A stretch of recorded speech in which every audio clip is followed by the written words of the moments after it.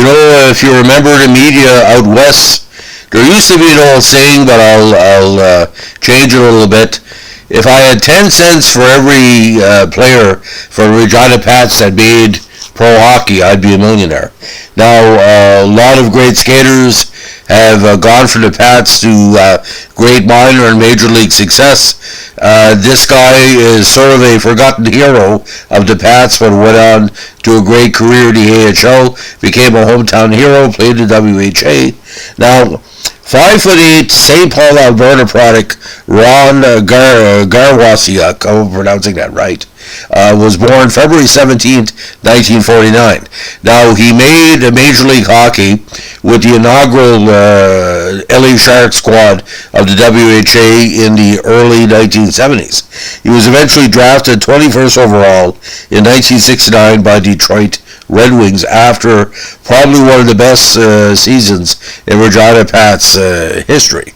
Now, his stats are somewhat fuzzy, but according to published sources, he had 29 points in the playoffs to lead the team to the Abbott Cup with 91 points in the regular season, including 52 goals.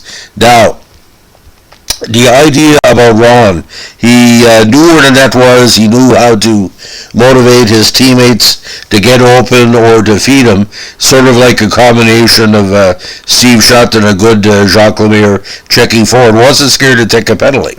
Now, he began his professional career in '69 with the Fort Worth Wings of the Central Hockey League, which were the Red Wings affiliate.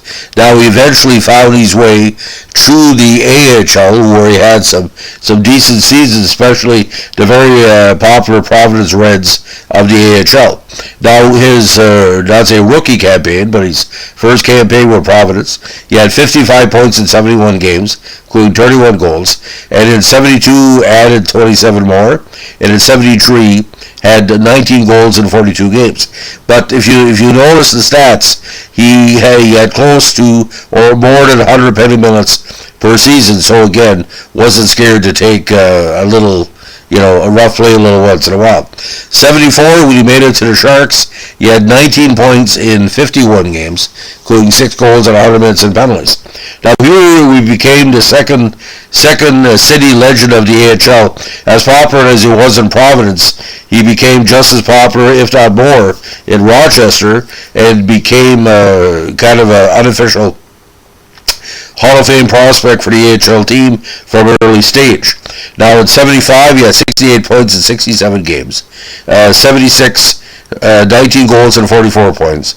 77, 74 points in 68 games, including 32 goals. Then added 29 more in 78.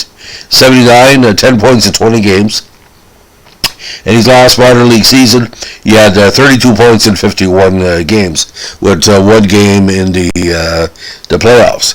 Now, a bastion of awards throughout his career. He was a WCHL Rookie of the Year in '67. He was a WCHL First Team All-Star for Regina in '67-'68, and also the AHL Second Team All-Star in 1977. Now, he was Regina's captain in '69 for obvious reason, and he was also loaned to Estevan of the WCHL for the '68 Memorial Cup tournament, which was allowed at the time. Marquee teams that were in the playoffs could borrow up to 3 players to augment a Memorial Cup playoff side. Now, the Western Canada Tier 2 Championship at the time was comparable to AAA now, and he also played in the Memorial Cup tournament that year, and his total was 63 points in 28 postseason games. So he put up some really decent numbers, but going from Tier 2 to Tier 3, quite interesting. Now, in the SJHL playoffs that year, he had 13 goals and 10 assists. In 9 games, he had 16 goals and 22 assists in 17 Memorial Cup games.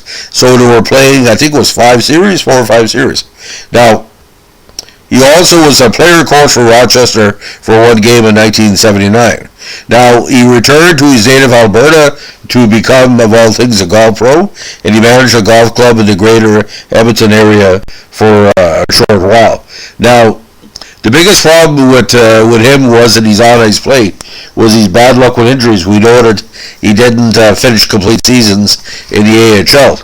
Now, he missed it as a part of the 70 season with a hand injury, and also suffered a major hand injury in 1972.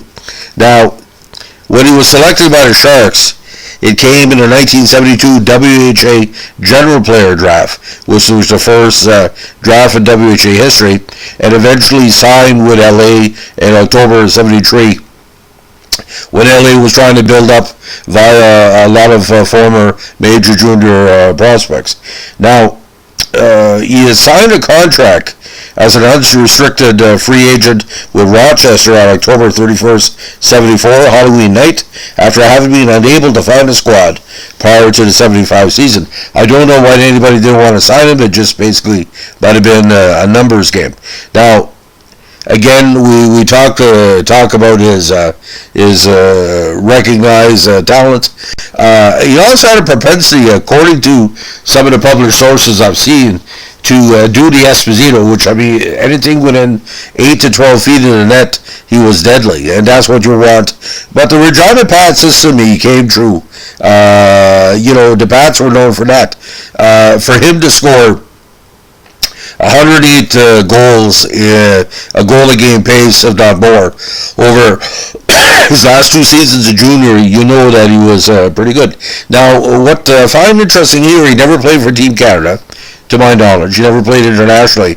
But that Memorial Cup, what they call super tournament after the Tier 2 playoff, is legendary in the Regina area because, at the time, if I'm not mistaken, like I said, you could be a Tier 2 team or Double A junior or what's considered single high A now in Canada and challenge for Memorial Cup. I really think we should open that out, like play-ins and stuff. I'd like to see some of the junior A teams across Canada. I've covered some of them, especially the Woodstock Slammers, be given the opportunity to see if they could challenge for Memorial Cup.